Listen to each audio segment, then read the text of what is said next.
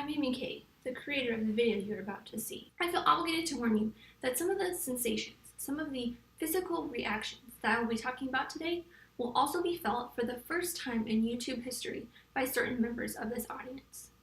And I say certain members because some people are a little bit more sensitive to these mysterious electric impulses than others. These unfortunate sensitive people will feel a strange tingling sensation, while others will feel it less strongly. But do not be alarmed, you can protect yourself. If at any time you feel a tingling sensation, you may obtain immediate relief by liking this video.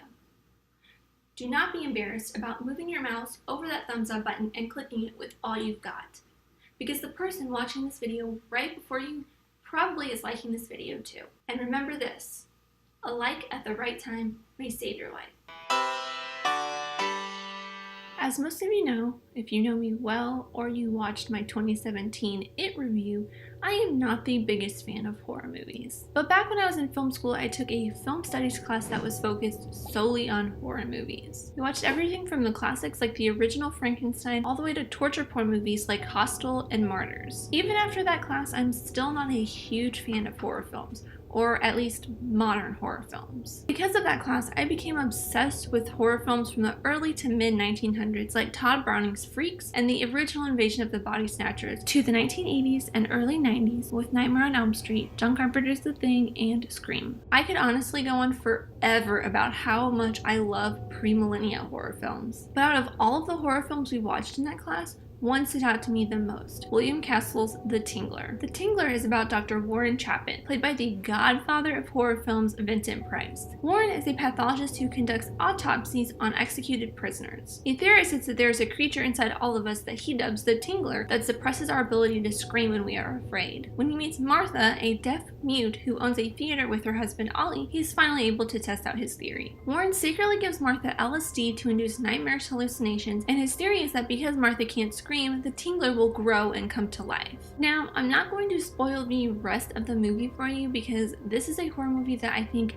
everyone should see, even if you're not a big fan of horror movies. It's not scary like most horror movies are today. It is filmed entirely in black and white, except during Martha's hallucination scene, where the blood is the only thing colorized and gives it a very chilling effect. It was the first time something like this had ever been done on screen, which is one of the reasons why I love this film so much, is the way it's presented and the experience that the theater goers had when this was first in theaters. William Castle walks on screen and introduces the film much like I did with this very video. He gives the audience a warning that what they are about to experience will terrify them, but all they have to do is scream and everything will be okay. At any time you are conscious of a tingling sensation, you may obtain immediate relief by screaming.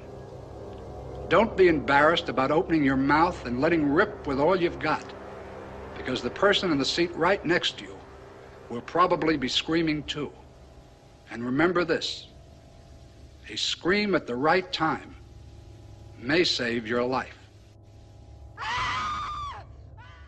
And those theatergoers were in an immersive experience somewhat like a 4D film today. Some select seats would shake or move or have something in the backrest that made it feel like the Tingler was on the person sitting in that seat. It's classic movies like The Tingler where you have to be in that experience, or a lot of classic horror movies where you have to be living in that era to really experience the new technology. A great example of this is in the early 1900s when film was first becoming a thing. Someone set up a camera on a tripod with a train coming straight towards the camera, and when people saw this for the first time, they freaked out. Everyone ran out of the theater because this was the first time they had ever experienced something like this. They thought a train was really coming towards them. But it's with examples like this where it's the only time you are able to really understand and feel the visceral scariness and terror that the original viewing audiences first felt. I think the history of why it's such a scary movie is the reason I love movies like The Tingler so much. And that is my favorite horror movie.